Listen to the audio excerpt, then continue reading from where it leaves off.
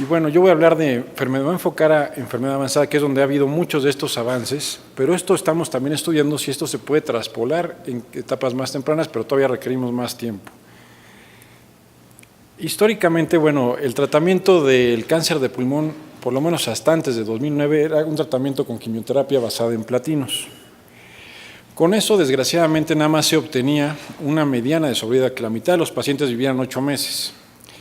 Y había diferentes combinaciones con los diferentes esquemas que nos daban eso, puede ser docetaxel, paclitaxel, gemcitabina, con algún platino, y finalmente nos daba estos resultados.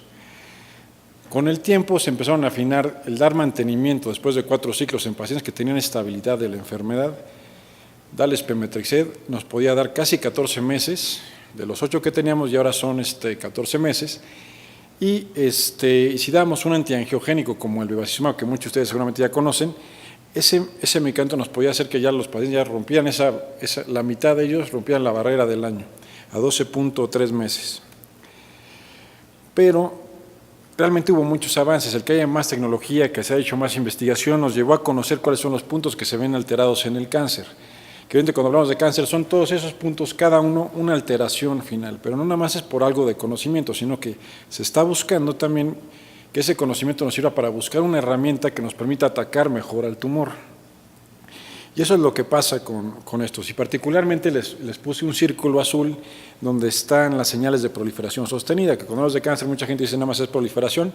No nada más es proliferación, pero sí es una de las partes que está alterada principalmente, donde ha sido muy exitoso el tratamiento. Entonces, cuando hablamos de biomarcadores, que es algo que ustedes conocen, los intervencionistas ya se les pide hacer una biopsia, y no nada más para hacer el diagnóstico de adenocarcinoma, por ejemplo, sino que ese diagnóstico ya tenemos que mandar a hacer un análisis de mutaciones, de receptores, como en este caso. Aquí la imagen que tengo es de un receptor, bueno, de los receptores de factor de crecimiento epidérmico, que finalmente yo cuando analizo el DNA, bueno, los expertos que lo analizan, se ve una alteración en este receptor, en el que ven como en el amarillo del lado derecho, y como pueden ver, esa es la membrana celular, la parte extracelular es donde se une normalmente un ligando, hay una parte que traspasa la membrana, y en la parte interna se puede ver el sitio de unión al ATP, que es la parte enzimática que va a generar toda esa cascada de señales que le van a decir a la célula: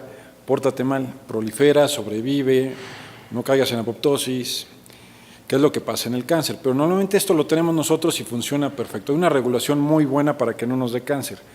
Pero aquí lo que sucede es que hay una mutación en el DNA que hace que que se genere una proteína, un receptor, que esté mandando estas señales sin necesidad de algún estímulo. Entonces, el tener este conocimiento nos permite identificar en la parte enzimática, que es la parte intracelular, nos permite bloquearlo.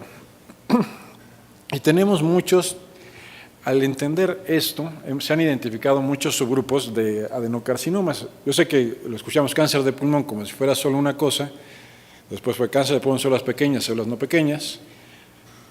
pequeñas, adenocarcinoma, epidermoide, células grandes. Pero actualmente el adenocarcinoma lo dividimos en muchos subgrupos que son diferentes molecularmente. Y son todos estos los del consorcio americano que nos muestran la frecuencia de alteraciones que hay en Estados Unidos.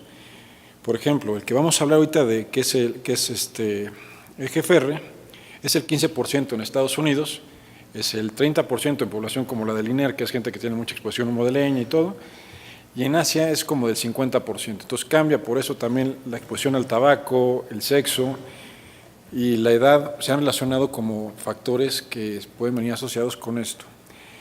Pero en 2009, de la quimioterapia, que le decían que teníamos 8 meses de mediana de sobrevida, las cosas empezaron a cambiar. Aquí lo que medimos en estas curvas de Kaplan y Meyer es la sobrevida libre de progresión. Sobrevida libre de progresión para los oncólogos significa desde que empiezo yo un tratamiento, ¿cuánto me deja el paciente sin que progrese, sin que crezca la enfermedad? ¿Cuánto tiempo voy a tener de control de esa enfermedad? Y entonces es lo que vemos en estas curvas, no estamos viendo mortalidad. Cuando progresa un paciente, generalmente es candidato a dar una segunda línea de tratamiento. Entonces no se muere ahí necesariamente, algunos sí morirán ahí, pero otros podrán recibir un tratamiento después y luego tal vez después si están en condiciones. Pero este estudio, IPAS, que presentó Tony Mock en 2009, fue un estudio que fue parteaguas en oncología. ¿Por qué?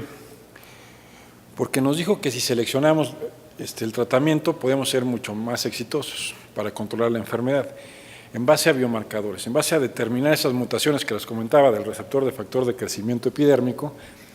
Podíamos identificar en las líneas verdes, podemos ver los que recibieron, pacientes no seleccionados recibieron un medicamento tomado llamado gefitinib, que es un medicamento que es inhibidor de tirosina quinasa, digamos de la parte intracelular que les comentaba de ese receptor, dar uno de estos, o las líneas naranjas que son de quimioterapia.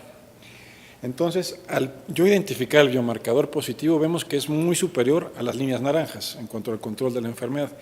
Pero si yo me equivocaba y le daba a un paciente un inhibidor de tirosina quinasa y no tenía esa mutación, o sea, el biomarcador era negativo, le iba peor, hasta perdía el efecto que le podía ayudar en controlar la quimioterapia. Entonces, por eso se les va a pedir a todos los médicos que hacen biopsia que no nada más nos den muestra para hacer diagnóstico de adenocarcinoma y mandar inmunohistoquímica, sino que después de eso tengo que mandar a hacer un análisis molecular de GFR y de otros que vamos a platicar más adelante. ¿Qué tanto impacto tiene esto en los pacientes? El ORR para nosotros es la tasa de respuesta que ustedes la manejan muy bien, que es el RECIST, el famoso RECIST, que cuando disminuye más de un 30% el tumor, lo consideramos respuesta parcial. Si se incrementa más de un 20%, pues es progresión. Lo que está en medio es enfermedad estable. Y entonces, la tasa de respuestas que lográbamos con quimioterapia, o sea, reducir ese tumor más de un 30%, se lograba en casi el 35% de los pacientes. Pero con estos medicamentos, en gente que tiene esa mutación, podemos lograrlo en un 75% aproximadamente de los pacientes.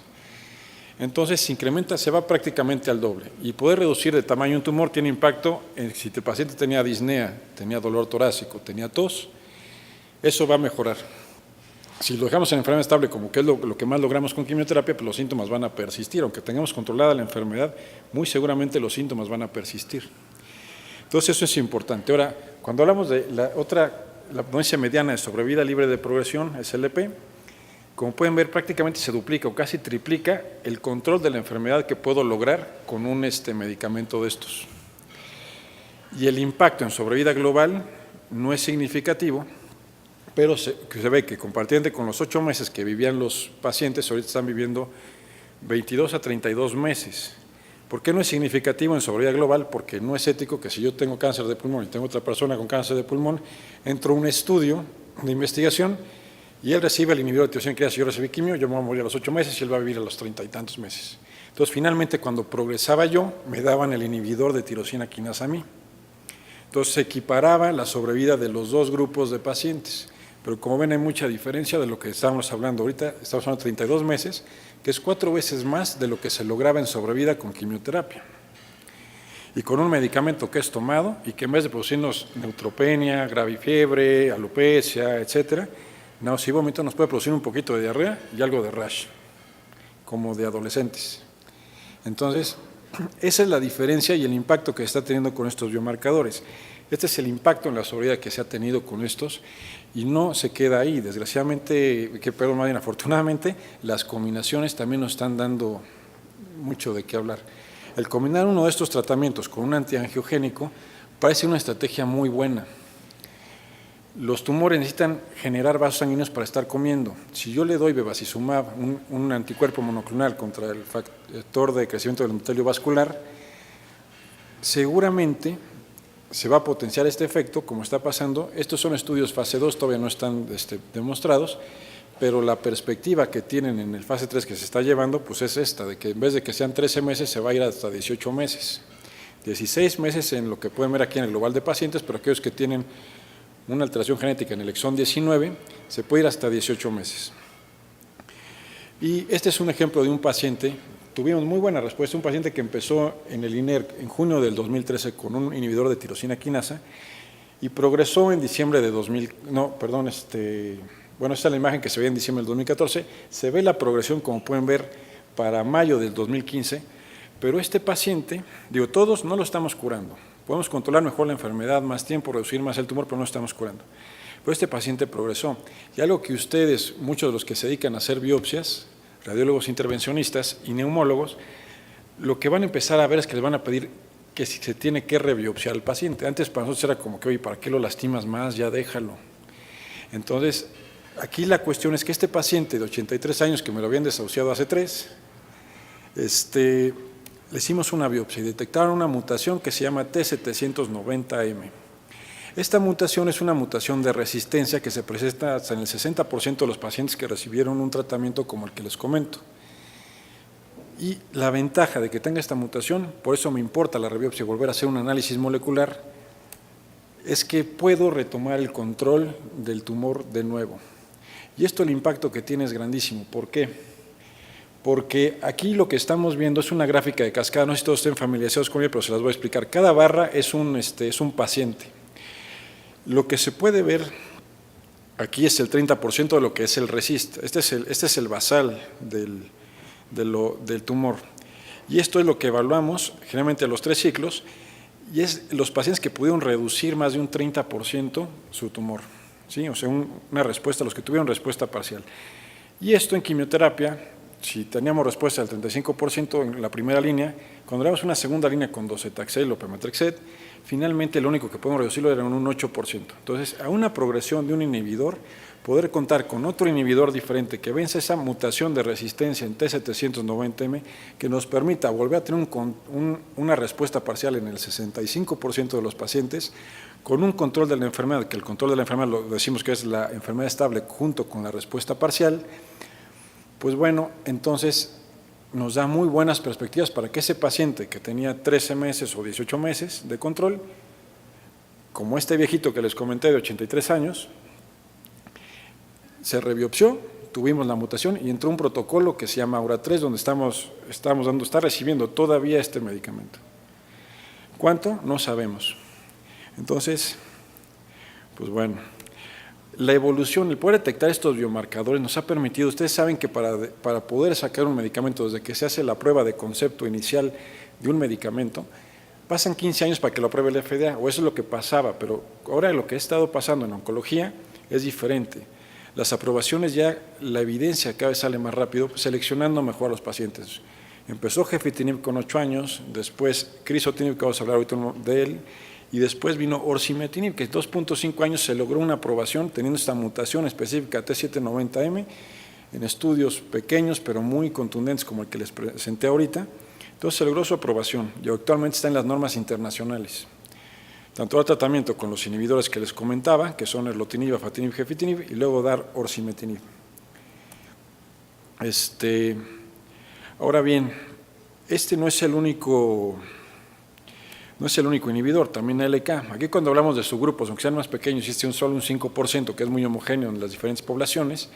Cuando hablamos de ALK, un 5%, perdón, en una enfermedad de 1.8 millones de personas por año, ya representa algo.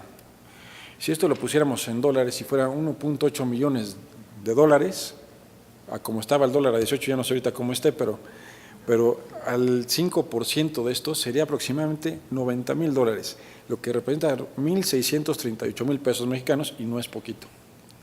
Entonces, por eso, si fuera una enfermedad de esas reumatológicas, tal vez muy raras, y buscamos un 5%, no lo vamos a encontrar muy seguramente. Pero estamos hablando de cáncer de pulmón y la importancia que les comenté al inicio de esta enfermedad. Entonces, en los que tienen ALK algo pasa muy parecido. La tasa de respuestas, como ven, es del 60% en pacientes pretratados y en primera línea hasta el 75%. Con este tipo de respuestas que todos ustedes, si han tenido experiencia con algún médico oncólogo que esté dando inhibidores de tirosina quinasa, esto no es nada más la mejor fotografía que salió en el New England, sino que realmente esto ya lo estamos viendo todos en la clínica y cada vez más frecuente. En pacientes con tratamiento previo, con quimioterapia, el beneficio era muy superior de crizotinib versus quimioterapia y en primera línea también fue muy superior comparativamente con quimioterapia, por eso es el estándar actual de tratamiento. Como ven, la toxicidad que les anoto aquí es el rash, la diarrea, sobre todo lo que produce, y pues, se pueden agregar alteraciones visuales, que son alteraciones visuales muy leves, que las clasificamos del grado 1 a grado 4, generalmente son grado 1 o 2, entonces no meritan ningún problema con el paciente. Entonces, es este estándar actualmente. Pero igual en el caso de GFR, ALK también progresa. Después de respuestas bastante buenas, y también detectamos algunas mutaciones como el 1196M, que es como análoga a la que les había comentado de T790, Y lo que podemos ver es que si damos un inhibidor de segunda generación, que son las líneas rosas, es muy superior a dar tratamiento con quimioterapia después de que progrese. Entonces, actualmente estamos viendo estas tasas de respuesta, que son las mismas gráficas de cascada, pero con 3 medicamentos diferentes. Uno que se llama alectinib, otro que se llama ceritinib, otro que se llama brigatinib. Ceritinib ya lo tenemos aquí en México también, nos permite vencer esa resistencia. Entonces, y nos dan otros 8 meses. Entonces, estamos hablando de una enfermedad que estamos controlando con puro medicamento tomado que produce rash, etcétera, durante por lo menos una mediana en los pacientes de aproximadamente 18 meses.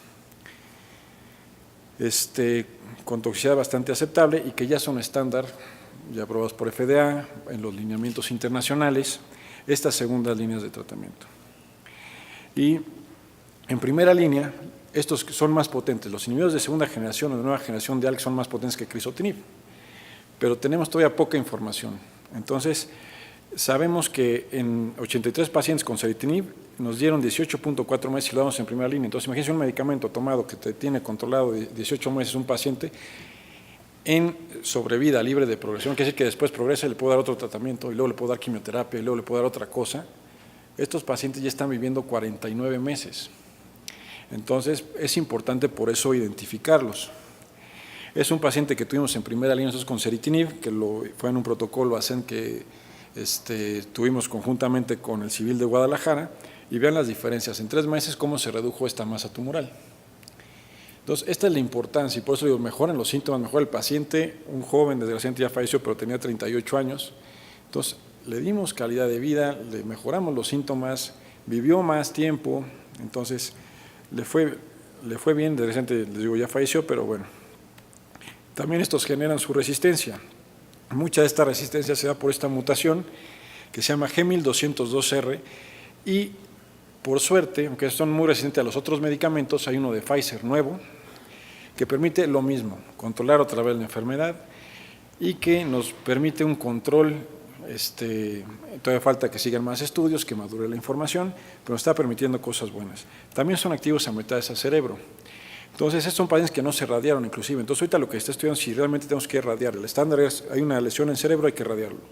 Con estos medicamentos nos lo estamos cuestionando ya en oncología. Entonces, todavía el estándar sigue siendo radiarlos, pero pueden ver las respuestas que están teniendo estos pacientes, respuestas completas, en un número muy importante. Y hay muchos otros subgrupos, que no voy a hablar de ellos porque tenemos que hablar también de otras cosas.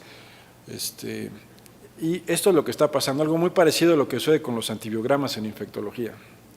Vamos a identificar la secuencia, cuál es el problema en mi tumor, para dar un medicamento dirigido contra eso. Y progresa y otra biopsia. Ahora, ¿por qué progresó? No, pues por esto vamos a darle este otro tratamiento ahora a este tumor. Ahora, no es el único avance el dar tratamiento por biomarcadores. Hay cosas muy esperanzadoras todavía para los pacientes y que tienen que ver con esta imagen del Chapo Guzmán, que tiene que ver con la evasión de la respuesta inmunológica. Entonces, digamos que normalmente no debería de haber cáncer. Nuestro cuerpo, nuestras mismas células de defensa deberían de poder atacar a la célula cancerosa y destruirla, como pasa en la etapa de eliminación. Según lo que pasa en la inmunoadhesión, primero se elimina, pero algunas células pueden quedar en equilibrio y otras pueden escapar y generar este cáncer, finalmente. Entonces, lo que sucede es que las mismas células, cuando se mueren y caen apoptosis, las células cancerosas, liberan antígenos tumorales. Estos, por las células dendríticas, que son las presentadoras de antígeno, pues lo llevan a los linfocitos T y les dicen, oye, esto está pasando algo acá, necesitas ir a revisar, se tiene que hacer una proliferación clonal de estos linfocitos y se tienen que ir al sitio donde está el problema. Y finalmente interactúan con esos antígenos, con esas células, y liberan perforinas y granzimas y lo deberían de matar. O sea, eso es lo que debería de pasar en esto, pero pues no pasa. Entonces, el descubrir que eso se requiere, ahorita realmente todo el año pasado y prácticamente, muchas cosas desde el 2010 han cambiado y por eso se ha ganado muchos estelares. La inmunoterapia, que yo creo que han de haber algo escuchado, y tiene que ver con estos checkpoints inmunológicos. Nuestro sistema inmunológico requiere tanto aceleradores como frenos de la aceleración. Por ejemplo, en infecciones crónicas como VIH, se requiere tener un freno para que no nos esté dando problemas en nuestro mismo sistema inmunológico. Entonces, el entender que hay frenos y hay aceleradores es importante. Y el pivote de todo esto fue melanoma. Melanoma es un tumor que era muy resistente a quimioterapia, muy resistente a radioterapia. Las etapas avanzadas generalmente tienen una mediana de sobrevida de 6 meses y no sé qué detectan aquí en esta gráfica, pero lo más impresionante es que estamos hablando de sobrevidas a 10 años en etapas avanzadas de un melanoma que recibieron un tratamiento con inmunoterapia y que esa inmunoterapia no sirvió para todos, como ven, o sea, muchos pacientes fallecieron, pero un 20% tuvieron sobrevidas largas. Eso no lo veíamos en cáncer. Que una etapa avanzada pudiera tener un 20% de sobrevidas largas, no se veía. Ahora, las combinaciones de tratamientos inmunológicos, que van a ser carísimas, pero muy buenas, eso se puede ir, la perspectiva es que se vaya hasta un 60%. Y entonces, entender la vía de CTLA4 y de PD1, PDL1 es importante, sobre todo la PD1, PDL1 en cáncer de pulmón. A esa interacción, en esa como sinapsis inmunológica que se hace entre PD1 y PDL1, que el tumor produce PDL1 para inhibir la respuesta inmunológica. Digamos, de alguna forma se disfraza el tumor, no lo puede identificar el sistema inmunológico, y lo que necesitamos es bloquearlo con un anticuerpo monoclonal, como nivolumab. Entonces, los resultados que hay de nivolumab, comparado con la mejor quimioterapia en segunda línea, o sea, pacientes que recibieron quimioterapia con paclitaxel platino o un esquema con platino inicial y progresaron, son los que se sortearon a recibir un tratamiento, ya sea con nivolumab, esta inmunoterapia, versus el tratamiento con quimioterapia, que es el estándar, docetaxel. Resultó ser superior el medicamento nivolumab de 12 meses, después de que han progresado, todavía tiene una sobrevida global de 12 meses versus 9.4 meses.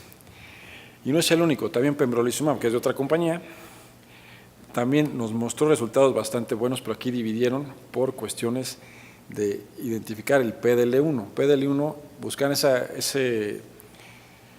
esa proteína, la buscaban en los tumores, y entonces los resultados que tienen en base a la expresión de PDL1 pueden ver que pueden llegar a ser hasta de 19 meses si damos nivolumab, versus los 8 meses que nos da el docetaxel. Entonces, esta perspectiva y esta separación de curvas es muy buena. Esto es algo que no se ve frecuentemente en oncología. Y los que no expresaban el PDL1, gracias, los que no expresaban el PDL1 no les iba bien, era igual darle uno que el otro, pero los que expresaban este PDL1, estoy hablando de mexicanos que ahorita podemos traerlos a México, son 200,000 pesos cada 2 semanas. Entonces, nivolumab nos permite controlar la enfermedad más tiempo, pero tiene la promesa, y es lo que esperamos, pero falta que madure la información, de que también algunos pacientes se pueda controlar en lo largo del tiempo, que a algunos pacientes les funcione también este medicamento que permitan tener un control de la enfermedad, pues decimos sobrevidas largas, como lo que pasó en melanoma que les acabo de mostrar. Y entonces, y con pembrolizumab lo mismo, pacientes que habían recibido tratamiento y los que no habían recibido tratamiento, se vieron resultados muy prometedores con estas medicinas. También hay ahorita la competencia, todo el mundo está queriendo desarrollar sus anticuerpos, es de otra empresa farmacéutica, se llama tesolizumab, y está buscando también la expresión de PDL1 en el tumor, pero también en las células inmunológicas, para poder predecir quién tiene más posibilidad de responder a estos tratamientos. Ahora, si graficamos la tasa de respuesta, los que tienen menos posibilidad de responder son aquellos que están con menos expresión, compartiendo con los que tienen mucha expresión de PDL1, pero los pacientes que son negativos parece que no se benefician en este análisis de subgrupos. Pero la situación es que nos complica porque no son como los otros biomarcadores, que los otros es sí y no. Aquí es sí y puede ser, porque los que respondían, que eran los que tenían negativo el PDL1, hay un 9% de esos pacientes que van a responder. ¿Y qué pasa si responde? Tiene una duración de respuesta de 18 meses. O sea, no todos responden, solo 10% se puede hacer chiquito, más de un 30% del tumor, pero si lo logramos hacer, esa persona va a estar… Entonces, el problema, el debate ahorita es por el costo. ¿A quién le podemos dar el tratamiento que sea costo efectivo, si se puede llamar así? Y entonces, los tratamientos son muy nobles estos, a diferencia de lo que vemos con quimioterapia, pues son toxicidades que son muy manejables. Y ahorita lo que está buscando es combinaciones, inclusive con activadores, con inhibidores de tirosina quinasa, etcétera. Está buscando eso y hacia allá va el futuro. Entonces, como ven, ha habido muchos avances. Ahorita les hablé de quizá lo más importante, pero realmente esto está creciendo muy, muy rápido. Los congresos están en pulmón, están actualizando, está haciendo mucha investigación en torno a todo esto. Y si vemos una línea de tiempo, aquí parece todo muy homogéneo, pero la verdad esta línea de tiempo si la analizamos mejor, la quimioterapia tardó 34 años en posicionarse, primeras líneas, segundas líneas, lo del platino, etc. Hubo un conocimiento como el 2004, 2008 de que se empezó a entender muchas cosas y nos permitieron que de 2009 para acá sea un boom. De tener poquitos medicamentos oncológicos, ahorita tenemos como 6 para LK, tenemos como otros 6 para EGFR, tenemos para KRAS, para BRAF, para muchas otras alteraciones y las inmunoterapias, que ahorita por lo menos tenemos 5. Dos que están ya aprobadas por FDA y otras que vienen en camino y combinaciones que vienen y todo. Entonces, a modo de conclusión, vemos que los avances, bueno, en cáncer de pulmón son varios. El tratamiento personalizado con biomarcadores muestra ser 3 a 4 veces superior que el tratamiento con quimioterapia. La rebiopsia, les digo, todos ustedes que se dedican, o muchos de ustedes hacen biopsias, es necesaria en la actualidad para poder identificar la alteración molecular que determina la progresión, para saber si es posible incidir en ella. Y bueno, el tratamiento con inmunoterapias es una nueva alternativa que ha mostrado ser eficaz en segunda línea de tratamiento, pero falta que maduren datos porque abre la posibilidad de tener un control duradero, como les comentaba, de esta enfermedad. Entonces son buenas noticias en general para los pacientes y pues es importante que nosotros como comunidad médica, radiólogos, neurólogos, etcétera, hagamos partícipes de todo esto que está pasando. 6 años suena mucho tiempo, pero no es tanto en medicina y tampoco en hacer del conocimiento de todos los demás médicos lo que está sucediendo en cáncer de pulmón. Entonces, cuando se haga el diagnóstico, si ven una placa que sugiera esto, hay médicos que todavía desalientan al paciente a recibir un tratamiento oncológico. O sea, hay médicos que dicen que mejor váyase a dar una vuelta a algún lado. Entonces, todo esto, antes obviamente la toxicidad por la quimioterapia en los 80, pues bueno, no había medicamentos que pudieran combatir bien esa toxicidad, ya los hay, también la quimioterapia no es lo peor. Entonces hay muchas cosas que han cambiado y el tener esa idea que se tenía antes de los tratamientos oncológicos ha cambiado mucho, la seguridad de los pacientes, el control de la enfermedad, la calidad de vida, etcétera.